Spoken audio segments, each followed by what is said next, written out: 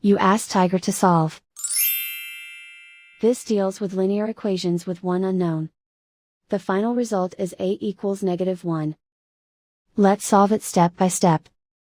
Simplify the expression. Group like terms.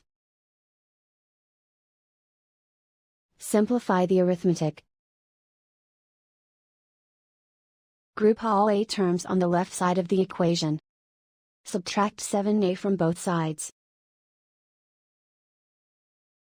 Group like terms. Simplify the arithmetic.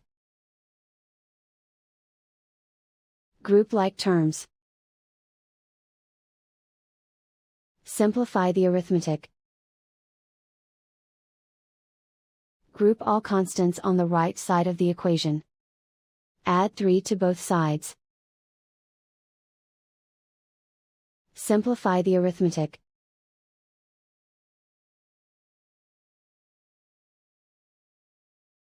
Convert the a into a positive number. Multiply both sides by -1.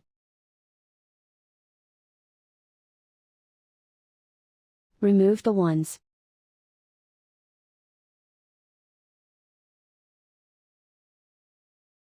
And so the final result is a equals -1.